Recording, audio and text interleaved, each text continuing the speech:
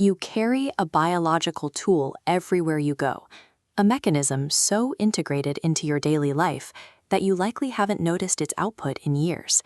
It doesn't require a specialized education or a financial investment. It is simply the physical act of articulating a thought. We usually treat words as simple labels, sounds describing a world that is already finished. In reality, these sounds act as a mechanical bridge, moving patterns from your inner mind into the physical space around you. Every time you speak, you are participating in a construction project. You are using your voice to define the boundaries and the quality of your own environment. But most of us operate this tool on a negative default.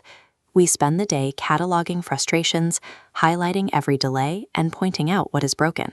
This is a biological feedback system. Vocalizing a complaint triggers a chemical loop, priming your brain to find more problems. As it repeats, it increases stress hormones. This narrows your focus, making it physically harder to process positive data or see solutions. By letting this cycle run on autopilot, you are effectively drafting the instructions for a reality defined by those same frustrations. To change the outcome, we have to flip the standard perspective. We assume the outer world dictates how we feel inside, but the mechanics of the mind suggest the opposite. Your inner mind is an architectural blueprint. Your physical experience is simply a reflection of that internal plan. If the blueprint is chaotic, the reflection matches. But your words are the drafting tools. Speaking instantly draws new lines on that inner draft. The external reflection cannot change on its own. If you want a different physical landscape, you have to rewrite the architectural draft first. The most effective tool for this rewrite is the phrase, "I am." In the logic of your nervous system, this isn't just an identifier, it's an executable command. Your subconscious operates without a filter. It accepts whatever follows "I am" as a direct instruction. When you attach modifiers like strong or resilient, you signal an identity shift.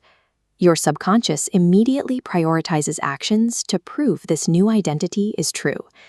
This conscious choice is exactly how you manually override the negative programming that usually runs in the background. You can apply this most effectively during the minutes right before sleep, as your brain transitions into its most receptive state. Instead of reviewing the day's stressors, visualize specific goals as if they are happening. By feeding these narratives to your subconscious as it powers down, you are setting the agenda for the next day's processing. When you pair these visualizations with the actual emotion of achieving them, the brain treats the experience as a real event, strengthening the neural pathways associated with that outcome.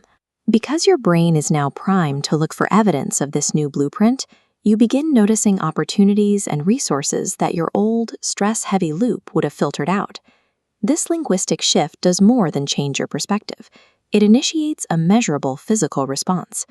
When you replace self-criticism with compassion, the sympathetic nervous system settles, heart rate slow, and physical tension in the jaw and shoulders begins to release. By changing your internal code to acknowledge your own worth and the efforts of others, you stop the physiological state of constant defense.